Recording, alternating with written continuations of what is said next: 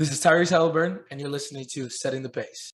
Well, hello there, Pacer Nation, and welcome back to another episode here of your go-to Pacers podcast, Setting the Pace.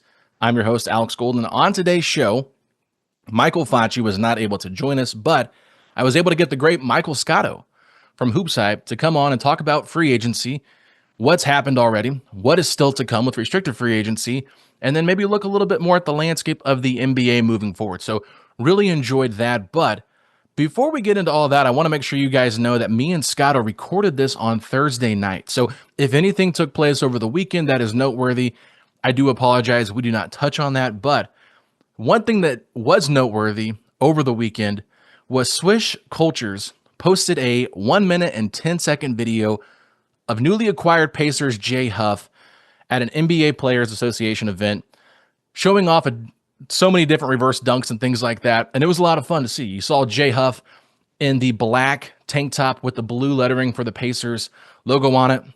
Awesome video. I shared it. I see a lot of Bucks fans in my comments making, oh, you're excited about a backup center dunking on YMCA guys. I just think it's funny that Bucks fans are so, paranoid with the Pacers getting Jay Huff. But regardless, I just think it's great. And I want to give a shout out to my fellow Cardinals fan, Rachel, for sending me this video first, because I didn't see it. I happened to look at my DMs. Rachel had sent me this video, and I thought it was awesome. So, Rachel, thank you for doing that. If you're not following Rachel, at RachXBoyd, great Pacer fan, great Cardinals fan, have to follow her. So, just want to say thank you for sending me that. And then, of course, Michael Scotto was just unbelievable in this episode. So, let's go ahead and take a quick commercial break. And when we come back, we'll get to that interview with Mike Scotto. What is up, Pacer Nation? Welcome back to another episode here of your go-to Pacers podcast. And when you know Michael Facci can't make it, you find a better Michael to replace him. And we've got on Michael Scotto from the Hoops Hype podcast, hoopshype.com. I mean, just everything Hoops Hype related. This is your guy. Scotto, welcome back, man. How you doing? Hey, pleasure to be on. I got size 11 feet, so I think I could fill Facci's shoes all right. I think Facci wears maybe a size 8, size 9. I mean, this is a very small dude. I mean, you've seen him in person. You guys have taken a picture. When I first met Facci, I could not believe how tiny the man was. Nah, it's all good. Big personality, though. That's what matters for the podcast. That's right. A lot of pep in the step from Michael J. Facci. But anyway, Scotto, thanks so much for coming on, man. I know it's been very busy for you. A lot of work going on in your world, a lot of breaking news. And, we were texting today about what we were going to talk about, and you were eager to talk about the Pacers giving Taylor Peter a two-way contract. Enrique Freeman not on the two-ways anymore. So your thoughts on Taylor Peter in that surprise draft pick? Well, the first thing that came to mind, I thought of Mike Breen. Bang! Bang! Like, that was the first thing that came to mind. I mean, it was certainly kind of expected if they were going to let go of Enrique Freeman and let him become an unrestricted free agent. He's certainly going to have plenty of interest out there. So an interesting move for the Pacers, certainly. But, yeah, I'm sure we'll get into some bigger stuff like Miles Turner and things like that for sure. Yeah, so just so everybody knows, this is a Thursday night when we were recording this. It'll release on Monday morning, Sunday night. So if anything happens with Enrique Freeman from now and between that time, it very well could happen. We're not going to be able to break that news. So with that being said, you want to talk about Miles Turner, obviously leaving for the Bucks, probably the most shocking free agency move this offseason. Yeah. Did you see that coming at all from Milwaukee? Had you heard any rumblings about them waving and stretching Damian Lillard? I don't know if anybody really in the league saw that, because as I had asked Miles at the podcast, Milwaukee having to stretch over $100 million for Damian Lillard over the next 5 years was a drastic move, and a bold one at that.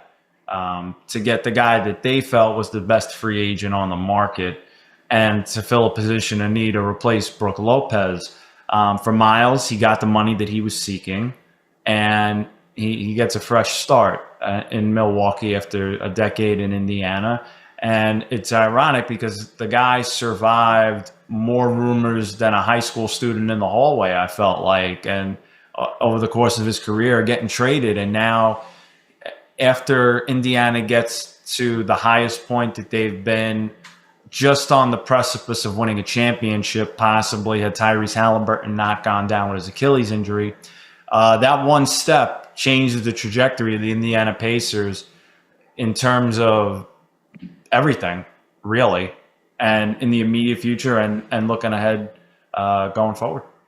Yeah, losing Miles for absolutely nothing, I think, was crushing for Indiana, because even if they would have lost him, they could have done a sign and trade elsewhere. If there was another team that maybe made some more sense, if they couldn't get to a number that they both agreed on, and maybe there was a team that could get to that number, but Milwaukee kind of swooping in, doing the unthinkable by waiving and stretching Damian Lillard and creating that cap space to bring him in, it kind of left Indiana sitting at the altar without their wife, or at the bride. And so I just kind of felt like, looking back at the history of the Pacers and the Bucks and their transactions together, they've been very open and have had good conversations. You look at the Brogdon trade, the Pacers gave up a first-round pick for that. They've had other deals where George Hill and Jordan Nwora came from Milwaukee to Indiana. They've had deals together. They've been a frequent team that's dealt. But when you think about this move right here, it does seem like maybe this does kind of sour some of those future negotiations potentially. And the fact that Milwaukee refused to do a sign and trade, which could have helped them financially in a different way, they decided not to do that to weaken the Pacers a little bit. And I want to make sure people know this, that the ownership in Milwaukee is different now than it once was. And so I do think that plays a factor. But what do you think is the biggest difference in how the Pacers negotiated the Brogdon deal back in 2020 or whatever year it was, when they ended up giving up that first round pick for Brogdon in a sign and trade, versus them just signing Miles outright? You know what they say about the old days? Those are the old days. So, I mean, it's over now. I would say, you brought up about sour feelings kind of between the Pacers and the Bucks. If you want to say that it's sour, I'd say it's like milk that was left out on the kitchen counter for a week. It's pretty sour. Look, the bottom line is the Bucks gave the Pacers a damaging blow, losing their starting center and a guy that's still in the prime of his career. Now, for Milwaukee, they had to replace Brook Lopez. They think this is a way to not only help keep Giannis Antetokounmpo, but in their eyes, try to compete in the East without Boston having Jason Tatum. That remains to be seen. I'm sure we could touch on that as well. But I think with Indiana, just the immediacy of it and how it happened. I know they wanted an opportunity to kind of come back and counter propose. But when you're in unrestricted free agency, sometimes teams make an offer and it's kind of a take it or leave it offer, and you've got to make a decision quick. Clearly for Miles, he did. He got the money he wanted. Going back to what I was touching on with you earlier, Alex, about the Tyrese Halliburton, that step that kind of changed things. Tyrese Halliburton, if he doesn't get hurt, Indiana was on course to go into the tax for the first time in an eternity. He gets hurt. You're going to miss him for the season. And so at that point, it's like, I think the thinking changed at that point a little bit.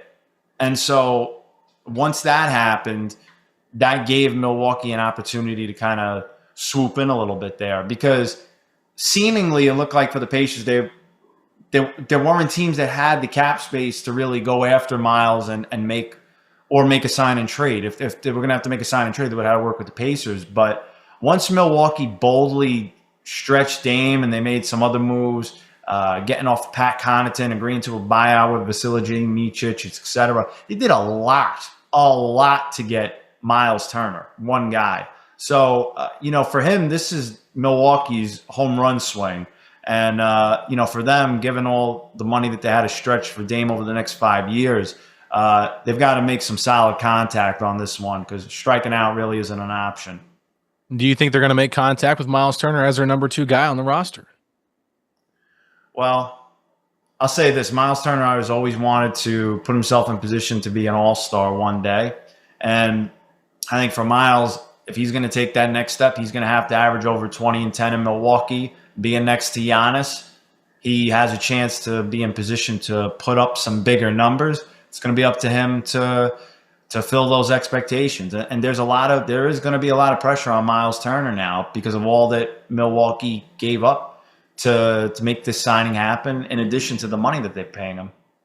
I'm just kind of curious, because we've seen Miles almost be the number 2 guy when Tyrese first got traded here, and his numbers were better, but I don't know. I just don't see it with Miles, especially if you're looking at like a team that's trying to compete for a championship. I like Miles as a player, but he's not getting paid like he's a second best player either. Like there's a lot of guys that are making max deals that are more of your second type, second tier player or whatever. Yeah. He's good. He's good at what he does. I'm not going to deny that. I think he's a really solid center, probably a top 10 center in the NBA, but center position to me is kind of one of those positions where it's not, unless you're like a Jokic or an Embiid or someone like that or a Bam Adebayo, like it's really hard to justify like, hey, we're paying our center the second most money on our team when he's not really one of those heliocentric kind of players. Yeah, no, I agree with that. I think when you look at the Bucks in general and you look at the East, I still look at Cleveland. I still look at the Knicks as teams that are in the upper echelon of the East. Orlando got better with the Desmond Bane trade, even though they gave up a lot of picks for him. On paper this year, they got significantly better with him, I think. And they shored up a huge weakness for them, which was outside perimeter three-point shooting. Desmond Bane could certainly do that. They've got length around him to, kind of mask a little bit of his defensive prowess. So to me, I think other people in the East are getting better. Milwaukee is perpetually always trying to compete as best they can with Giannis on the roster, especially in the prime of his career, because they don't ever want for him one day to sour on the organization and ask out. So I think, again, this was a bold move, in my opinion, by Milwaukee. And we'll see if the proof is in the pudding this season coming up. All right, let's keep on with the Pacers here just quickly because there's two guys that are eligible for extension. Benedict Mathurin, I think, is eligible right now, and Aaron Nesmith becomes eligible in October. Don't have to really touch on Nesmith right now because it's not important at this point, but with Ben Mathurin. He's on a great contract for the Pacers. Yeah, great contract. I mean, $11 million a year. You're not going to find much better value for that. But I do want to bring this up just real quick with the sign and trade thing with Miles. I think if you look at the Pacers roster, they're okay with what they have right now. Obviously, like you lose Miles, it's not what you want. But if they could have just gotten like Kyle Kuzma's contract back in that trade, I think that they would probably have almost enjoyed having that just to have something to trade. Because if you look at their roster, if they want to go out there and make a splashy move, they don't have a lot of salary that they can really put together without kind of like taking their team apart. I think you look at Siakam and Halliburton, your top two guys, and you're not going to trade them. Your next highest paid player, I believe, at this point is like Obi Toppin at like 14.5. I think the next thing for Indiana, or Nembhard. I think the next thing for Indiana, Alex, is going to be figuring out what's the ceiling for Andrew Nembhard, Ben Mathurin, as you touched on, Jarris Walker, Obi Toppin. They got to eventually they have to consolidate some of these guys. So to me, that's where I think it's going to get interesting. Mm-hmm. Well, and I was just basically saying, like, if you have Kuzma at like $20-something million plus Mathurin's $9 million, and you're trying to make a trade for someone that's consolidation, that to me is easier to get to instead of having to trade like Nembhard and Obi and whatever. So all I was trying to just point out there for Pacer fans. But in terms of Mathurin, I mean, the extension talks, it seems like those probably won't happen until the season's over, just because he probably wants to get paid like he's a starter, right? That's a fair assumption, I would say.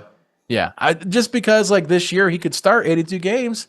Well, I mean, look at what he did at the end of the finals too. I mean, he went out the last game, showed out. I think for Benedict Mathurin, this is a guy that if he's playing 25 plus minutes, he can get about 20 points a game.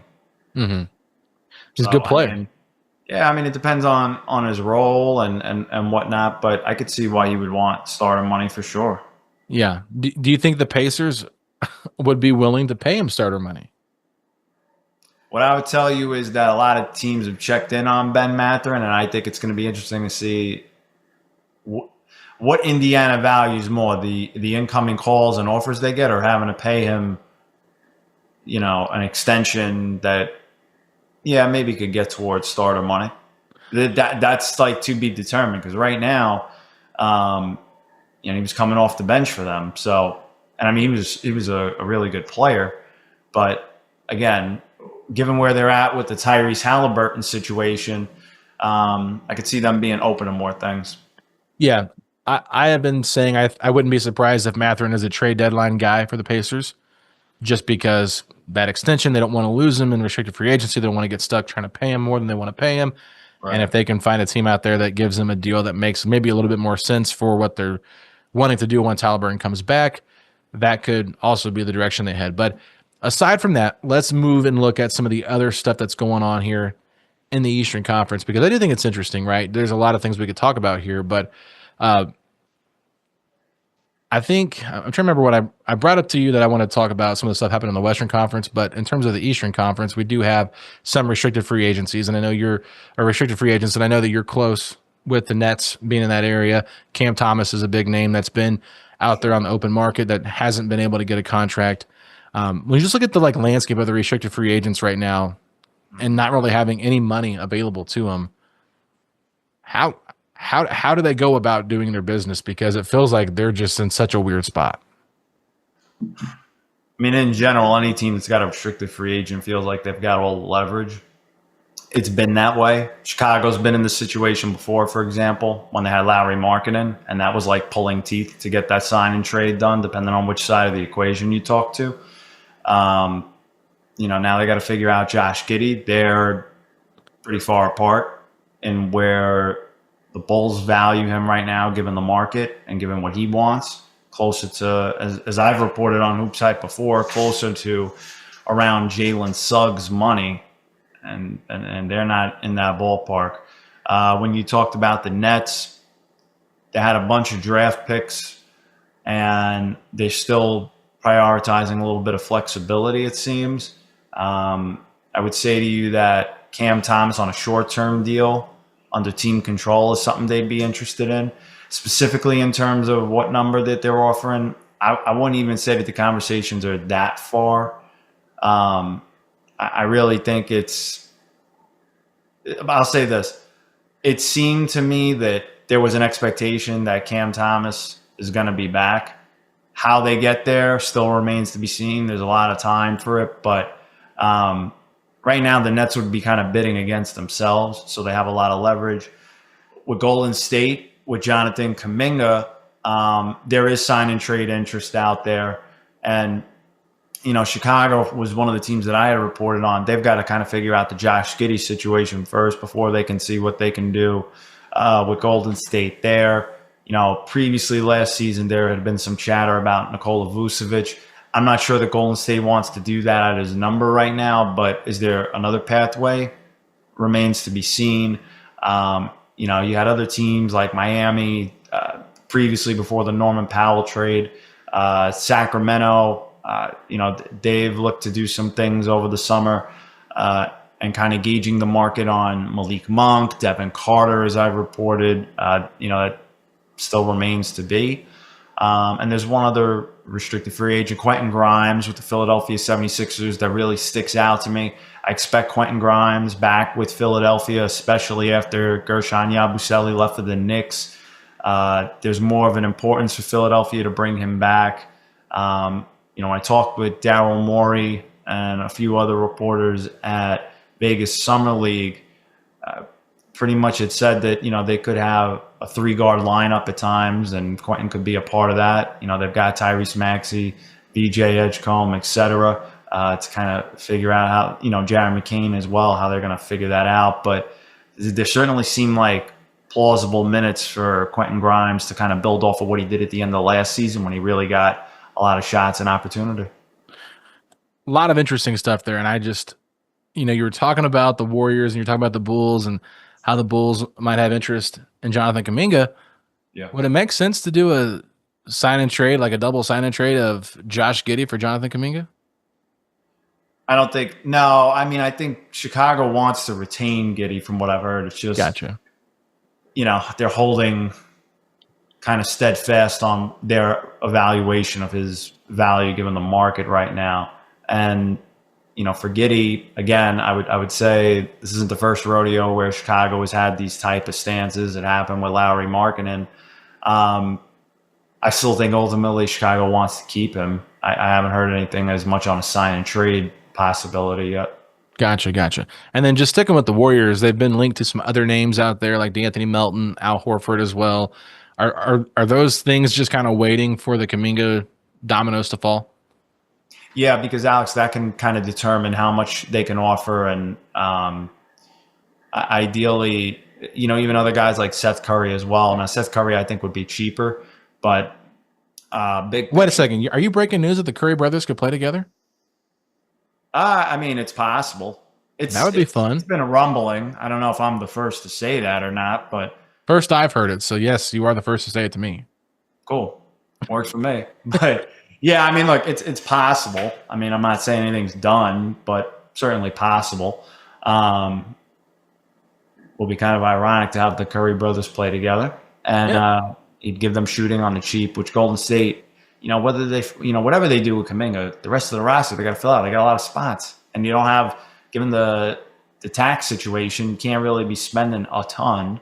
So if you can find guys on the cheap that could play, that's something they're going to look to do for sure. Yeah. Something I didn't give you ahead of time, but just kind of came to me. What are the Hornets doing at center? That's a good question. A lot of people have asked me. I don't necessarily know, because you've got like Moussa Diabate, you've got Mason Plumlee. Does Thomas Bryant make any sense there? I think any veteran center could make sense there, but if I'm LaMelo Ball, I don't know who I'm throwing a lob to on a pick and roll at center right now. That's a good question. Mason Plumlee's not enticing. Mason Plumlee jumped a lot higher when he was on the Brooklyn Nets when I had him a long time ago. Yeah. I think he's a little closer towards the end of his career now. Still a fine veteran presence, but not the leaper that he was, certainly.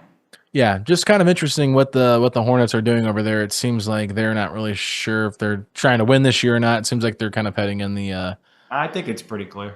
Let's just rebuild. I think for a lot of teams, let me tell you something, Alex. I think for a lot of teams, just from the moves I've seen, you look at the Brooklyn Nets, you look at the Utah Jazz, you look at the Charlotte Hornets, they're going to be prime high lottery contenders.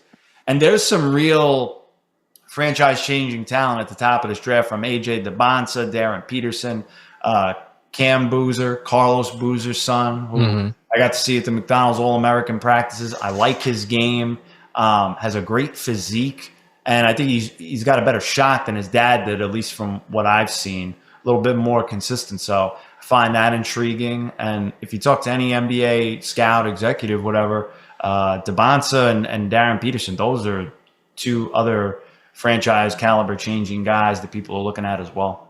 Are you surprised the Pacers aren't committing more to like just using this year as a rebuild?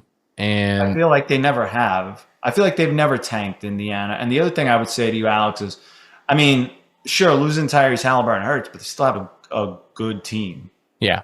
They still have a good team. Even, I know they lost Miles too, but like Pascal Siakam has been an all-star. Ben Mathurin can get you 20 points. Nembhard's a really good two-way player. Nesmith, great 3-and-D guy.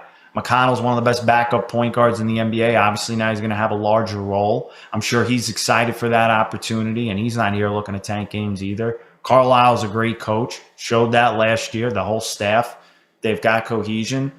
I don't think Indiana is just ready to like kind of be a doormat. I really don't. Despite losing Miles Turner and obviously the Tyrese Halliburton injury, I still expect them to compete hard and put a respectable showing for the organization, no question.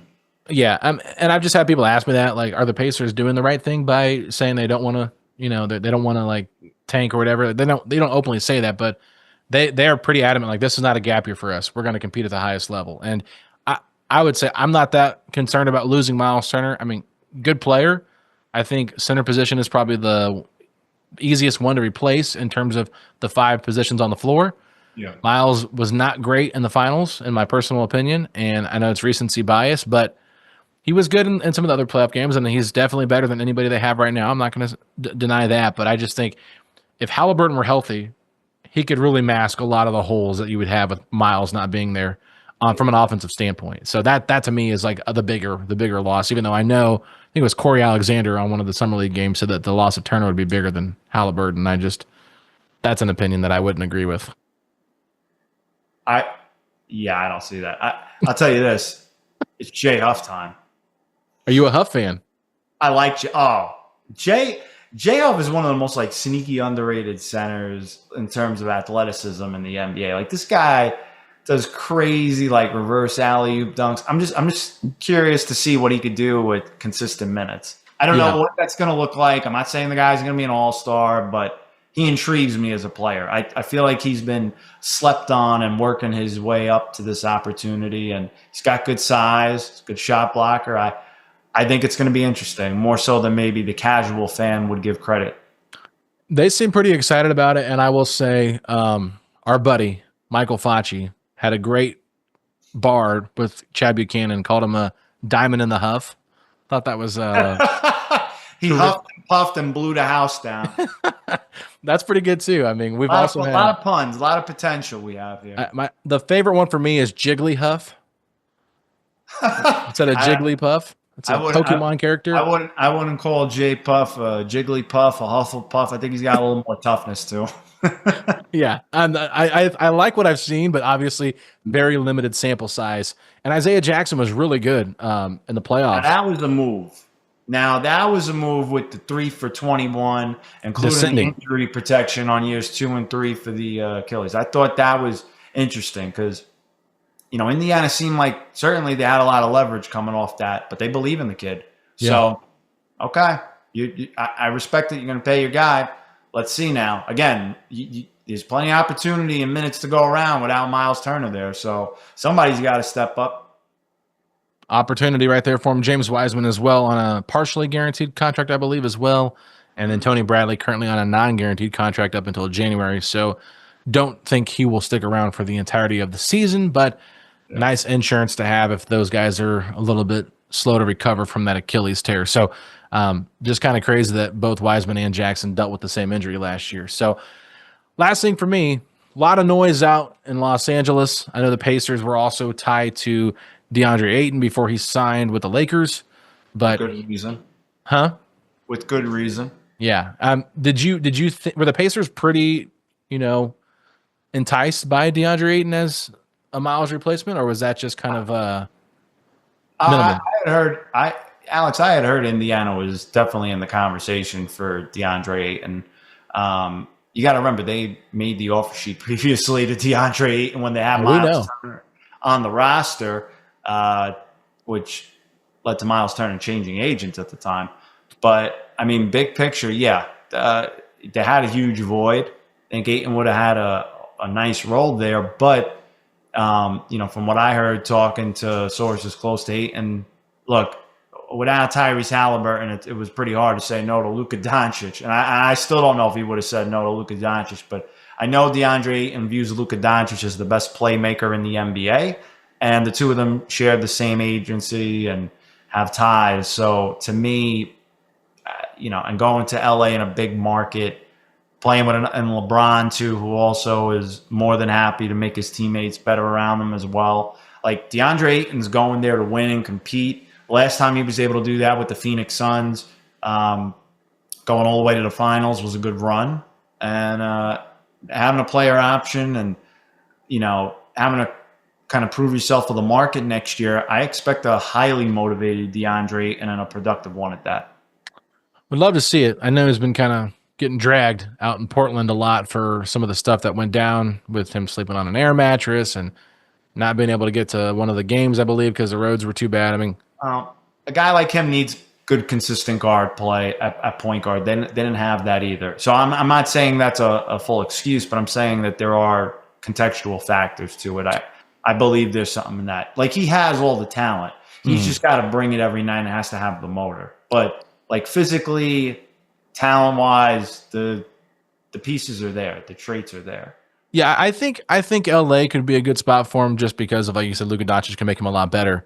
But I just look at this Pacers coaching staff, and I think he could almost use a coaching staff like that to kind of help break him from some of the stuff that, he's been labeled as going throughout his career. But JJ Redick seems kind of no nonsense as well, so we'll see how he responds to that. And they've got some veteran coaches on that coaching staff as well to kind of help JJ do some stuff. I know Scott Brooks is over there, and Nate McMillan was over there last year, so good stuff there. But the big question, LeBron James. There's been a lot of rumblings like this could be his last season to play. He might want traded. That Rich Paul comment was very non-committal to the Lakers. Obviously purposeful. LeBron doesn't do anything on accident, so what do we make of this? Anything, or is it just LeBron doing LeBron stuff?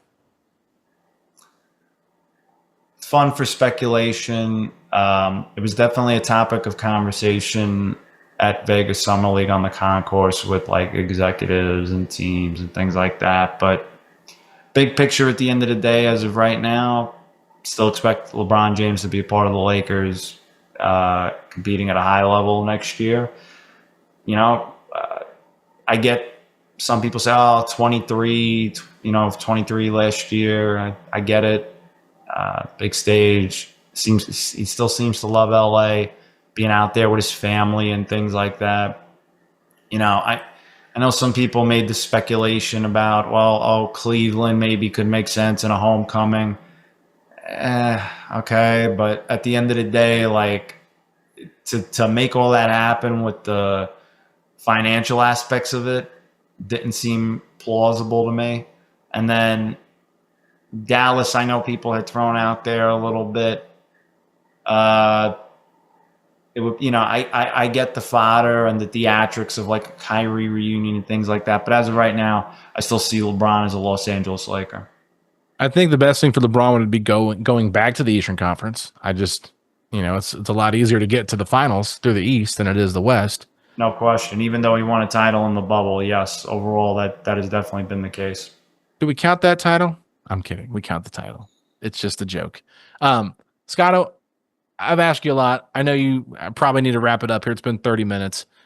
Anything else that you want to share? I know that I told you I wanted to ask you like maybe the next big move to keep an eye on potentially, or free agents to keep an eye on. I saw that there was a report, someone saying like a lot of teams are interested in Ben Simmons now. It's kind of gotten to that point of free agency where, Ben Simmons is a coveted guy. Malcolm Brogdon's kind of a coveted guy now, maybe in free agency at this point. But Any other names out there that are looking to be added anywhere else? I mean, I think all that stuff status quo. As far as like you kind of were hinting about like who could be traded, I think if Jonathan Kuminga stays with the Golden State Warriors, I certainly think he's a trade candidate by February at the trade deadline for sure. Both sides can paint it how they want, but I think it's also about asset retention. And if you can flip it by the deadline and have something worthwhile, it's at least a conversation that's certainly going to be had if Jonathan Kuminga remains with the Golden State Warriors and none of these sign and trade options work ahead of the season. That's obviously a good name to keep an eye on. Two other names that I just want to ask real quickly about. We'll do rapid fire. Lauri Markkanen with the Jazz. What does that look like? Does that look like a long-term fit there with Utah, or does he look like a guy that they would be okay moving if the right deal came along? I would say with Lauri, they had a lot of opportunity to move him before they extended him. And I think they had better offers then. Now, Lowry's making a good amount of money, and you got to be sure that he's your 2 or your 3 on a team that's going to be a really strong contender. I know teams in the past, keyword, that looked and considered were like San Antonio, Memphis, who I think still have the wherewithal and assets that they could do something if they wanted. But I have not heard anything of significance now for him. I think when you look at that team, stripping it of Collins, Sexton, Clarkson, they're clearly going a direction towards keeping their draft pick this year and having a high one at that. For Lowry, given his timeline in the prime of his career, I think it would make logical sense for teams that are trying to contend to poach him away from Utah, but they've had too high of an asking price. So I like where your head's at, though. Yeah, he just seems like a name that could be out there. I mean, I know his contract's kind of ridiculous. I looked at that before. Someone the Pacers could potentially target as like a bigger 3 just to give them some big size and shooting and just more playmaking. Makes some sense, but also the last not name but team is the Pelicans. They just seem kind of like, what is the direction that they're heading? And I know there's a lot of Pacer fans here that are keeping a close eye on Trey Murphy III if he could become available, but I just don't really know what to think about the Pelicans. They made a bold move to get Derek Queen, giving up an unprotected pick next year. That was a very hot topic on the concourse of the Thomas and Mack Center in Las Vegas for execs. A lot of other teams around the league felt like New Orleans overpaid. And time will tell on that, but that was certainly the consensus around the league. For New Orleans, I mean, can Zion stay healthy? Is he still the guy, or are they going to make him get healthy and then gauge the market on him? I think that's the question. If you tried to trade Zion theoretically this summer, he would have had no value. I don't really think it was plausible and worthwhile. So I get Joe Dumars and the team saying that, he's their guy and you got to do that. But if he stays healthy and he's on a roll, then I think the conversation gets interesting, because you got to see if you really want to build around him on a max salary or not. And, Trey Murphy, a lot of teams are interested in him, young guy, same thing. Got to show you can stay healthy. Lord knows for the Pelicans, that was their Achilles heel, no pun intended, last year. But, a lot to decipher there for sure. Scotto, I appreciate your time, man. I could ask more questions, but I know we got to wrap this up. So thank you for giving me about 35 minutes tonight on the podcast, 40 minutes, whatever it was. Anything else you'd like to plug? Well, you got it. I mean, I appreciate your support all the time. For the Pacer fans, I say this was a cool experience. I had one of the coolest experiences of my reporting career, getting to go behind the scenes with their coaching staff, going, at the start of the year, going to the coaches' meetings, get to know everybody for the game, practice, hotel, and everything. Really cool behind the scenes access that you don't get. So I was always appreciative of the Pacers for that. One of the coolest things I've ever done in my career. I would say plug in otherwise. I mean, right now, just if you don't have the mobile alerts on at Mike A. Scotto yet, I don't know what you're doing. But I got mine on. I know you do. I appreciate it. But we've definitely been pumping out a lot of news and stuff. There's still more to go. I know it's taking time with restricted free agency and everything, but that's the beauty of it. Guys like me keep tabs on it. And then when it happens, you get the little ding on your phone and there you go. So, I mean, that's the main thing. I got to work on some intel pieces and stuff coming up. Outside of that, I mean, take care of some family stuff here, but all good, knock on wood. And that's it, brother. Always appreciate the support. You guys do a good job as well. I've enjoyed seeing you guys get some exclusive interviews with some of the players, getting Chad Buchanan and others on. You and Facci have grown the podcast well. And for me, as a guy that's been on I'd like to think, frequent guest here and there from the national side, it's been fun to see from afar. So keep up the great work on your end as well, brother.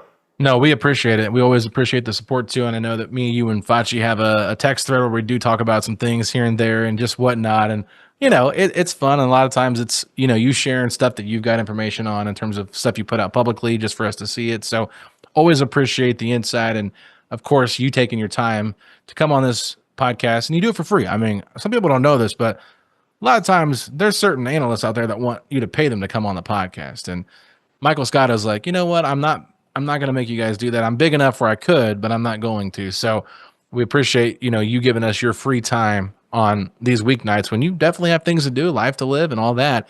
Especially here into July, as we're kind of trying to give you a break, because you've been going nonstop since. I got more sleep after Vegas Summer League than I did for 2 months. Not total, but the best sleep I've gotten in about 2 months. So good for you. Appreciate it. so get some rest. Find some time to hang out with the girl, and great. Thank you. I can't wait. Later on, we got to go away, get a trip, but we celebrated our birthdays. Right. I came back real quick. I came back from Vegas, so the floods in New York canceled my flight, so I had to stay an extra day and a half. I got off the plane, went out to go see my girl for her birthday, celebrated. The next day is my birthday. We're a day apart, which is kind of cool. And we had a great time, some needed family time and whatnot. A lot of fun. It was great to be back. It is great to be back. And come August, I'll still have some downtime and vacation coming. So these restricted free agents got to move it along. We'll make sure we don't text you while you're on your vacation, okay? I promise you that. But just enjoy your time. And everybody, if you're not following Scotto, please do at Mike A. Scotto on Twitter. Hit that notification button. And if you're not following me and Facci, please do that as well. I'm at Alex Golden NBA. Facci's at _FACCI. And we'll be back tomorrow with Caitlin Cooper on Setting the Pace. We'll be right back for that episode tomorrow. And then after that, we got Tony East from Forbes. So we got a lot of great content coming your way this week on Setting the Pace. And Pacer Nation, we'll talk to y'all then.